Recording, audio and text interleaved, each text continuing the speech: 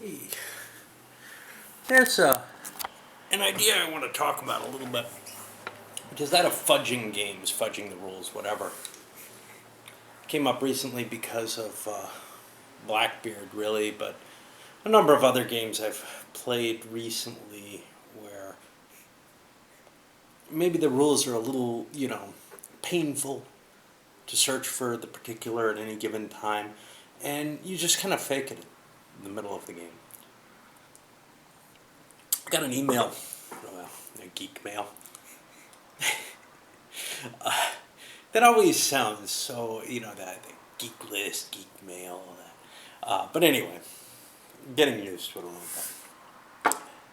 Never really considered myself a geek. I don't bite the heads off chickens. Of course, if you see the back of my shirt, you might worry more. Something I got in a place I used to work. Discussing, somebody putting out a flow chart for source of the Nile. And somebody else recently talked about, there's this flow chart of when you exactly do things in Blackbeard. And I'm like, well, I don't want to download that. I don't want to go through that kind of work. But I also don't want to follow it. When I played Carrier, I found the flow chart. That was very helpful. Maybe doing it 3 or 4 times with something like that is great. Not 3 or 4 playings, I mean 3 or 4 times in one game. And then putting it aside and just going with it. Because in the end, if you screw something up in the kinds of games and the style of gaming that I enjoy, so what? Especially solitaire. But then I thought about, this has been kind of hovering over my head, some people talking about, well, everybody should come to the table knowing the rules. And we're not talking, just Eurogamers here. We're talking about on the wargame side. And I've seen that at the gaming club that I went to here in Arizona, where, it's not a matter of, I got a cool game and I'm going to teach you all it. Although some days it is like that. But quite often it's, many of us have this game. And we're going to all read the rules, or at least, half or more of the people are going to read the rules and sit down and play it as is, knowing the rules. To me, that's actually somewhat of a less enjoyable circumstance. I don't know why. There's something I like. Maybe it's my control aspect, being able to teach the game. But I also like not having to learn the game in some cases, where someone else is willing to bring something and teach it. And, it's terrible if somebody finds, we've been playing this wrong once, twice, whatever. I don't know. It's not like I'm completely non-competitive. That's certainly not the case. I play to win a game. If we completely get a rule messed up, though, it's not that big a deal. Just as it isn't that terrible for me in a solo game. Kind of sucks more when I do the videos, obviously, because there are people who are like, I don't know, watching my videos, maybe expecting that I know the rules. I think they're quickly disillusioned. When I go through my intros, usually I've got the rule book in front of me, and I'm working from that, as I would when I teach a game to a new group. But it's, I don't know why I'm making this or why I'm saying this, probably just because I like to hear myself talk or something. But there is this thought in my head that's kind of not really completely coalesced. I mean, I have nothing against sitting down with a bunch of people who just know the game and we can play it. It's not so much that. I guess what my problem comes more to is when a bunch of people sit down to a game where they all think they know the rules, and then a conflict arises from it, and you hunt down that.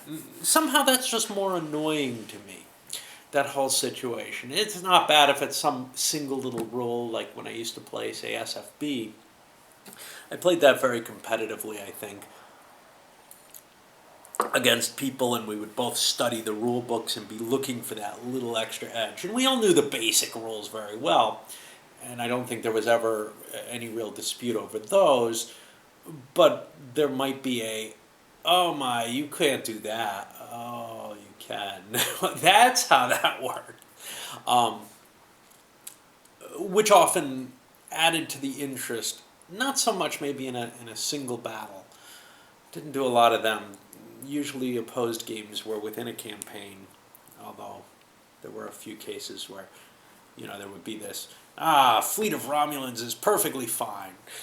Well, I don't know about that. But anyway, going going off onto tangents here, I'm just saying that, something like Britannia, I would sit down with a bunch of people who already knew it, and there would be no questions, etc. In fact, that's a very bad game to play with people who don't know the game, not so much the rules, but what they need to get. Just because it's very much you need to know how the game's going to develop to play it. Kind of like some CDGs, like Paths of Glory or something. If you don't have an idea how the game's going to develop, it's probably going to go all wrong. Not just all wrong ahistorical, which is quite possible, but all wrong in the sense that you can't make things happen the way you want to at all. And that, there are certain games where that kind of familiarity is maybe necessary. And then there are other games where maybe that's actually a negative, where maybe what you want to do is sit down and explore the game, and maybe that's when it's at its best. Europa Universalis for me was at its best, maybe not the first time I played it, Solitaire, but the second time once I kind of had an idea of how it all interacted. And because the first time I played it, the events kind of blindsided me, and I was making decisions that were ahistorical because I didn't know the events that were coming. Unfortunately, if you play it and try to optimize the game and your victory points, you end up completely ahistorical there again. Playing it opposed, though, what I really liked doing with a game of that size was being able to tell someone, here are the rules, and here are some big gotchas for certain powers. Maybe before powers are picked, assigned, or whatever. Rather than just sort of a, sink or swim situation, but also rather than everybody, having to have played the game to have a good experience the next time. Certainly some games you want to give some warning, you want to give some idea of some part of your experience you want to feed to them, to let them know, hey, you don't want to do this. In an 18xx game, make it clear to people maybe that it's a bad idea to own 2 shares of something unless you know it's safe to do so. And then maybe give a slight example of that as one example. I've seen new players take a few bits of advice and be able to do quite well at 18xx. But the first time we played, we were all kind of blundering into this, wow, what am I trying to do exactly here? Not really understanding how to protect yourself at all, getting things dumped on you that you just were not ready for, and had no idea what could happen from the game. And both sides are fun to me, which is, well, I mean, there's several levels there that are fun to me, right? None of us know what we're doing, and we're exploring the game completely. Someone's taught us the game, maybe some of the people know what they're doing, but they've imparted some of their knowledge so that we're not completely in the dark. And then finally, we all really know this game, and we're sitting down and just playing it. Each type of playing I find enjoyable. What I don't find enjoyable is from any side of it, really, okay, here's the game, and you're among several people who know what they're doing, maybe, but then you have another group of people who have no idea whatsoever what's going on. That usually ends up pretty bad. It's no big deal if you're playing, a 15-minute game or something, but if you're putting in, 6 to 8 hours in a game, that's going to suck. Anyway, where I'm going with that is kind of along the lines of, let's look at those different versions. Well, a lot of people who all know the game very well are sitting in the position where they've perhaps as a group gotten this shared experience of knowledge in the game. Or maybe they've come from outside with their own knowledge of it. But the other two circumstances, one is we're all learning it together, but someone knows the rules a little bit. And maybe has a couple of ideas that they want to express to everyone as, I was thinking this, it might be something to watch out for. But the other side, of course, is somebody has experience and they're teaching it to the other players. And again, they're imparting not just the bare bones rules, but also their own experience with the game.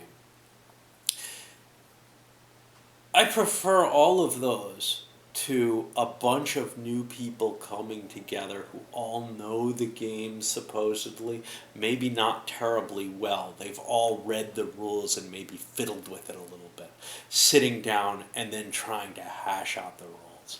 I think that is the worst of all possible circumstances, because sometimes people just have completely different interpretations of the rules. And obviously, you could sit down at the beginning of the game and hash all that out. And in something like Empires and Arms, no matter how well you know the rules, you want to do that kind of thing with people who, if you have people who do know the rules. If you don't, however, you can just pass your interpretation off. And that's fine. Nobody's for the worse for it. And you save the time of that arguing out the rule interpretations. Or, as you explain it, you can point out, look, I've noticed a discrepancy between these. I would like this, but here's why. Now, maybe, you guys don't like my reasoning, and that's cool, and we can do it your way instead. But when you have a bunch of people who all maybe have skimmed the rules a little bit, kind of know the game, but no one person really responsible for teaching, for bringing the rules of the game to everyone else, that always feels like a muddled mess where everybody's paging through their rules, trying to remember what's going on, what's happening, because the game's not terribly familiar to them.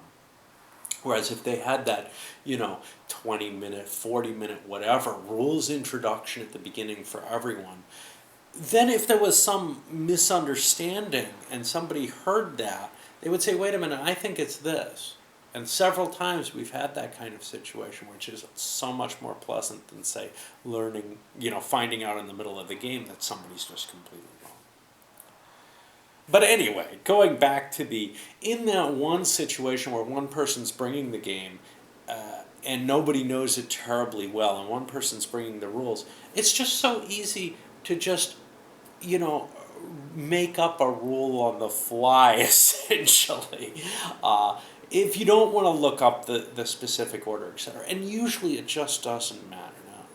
Obviously, with Euros, with a number of different games, 18xx would go in there too, although we played that very wrong for the first few playings. Something to do with multiple train routes, I don't remember what it was, where we had it misplayed. And it didn't hurt our experience, the game was just as good playing it wrong. Anyway, just a bit of random babbling, because I haven't done random babbling in a while. Alright.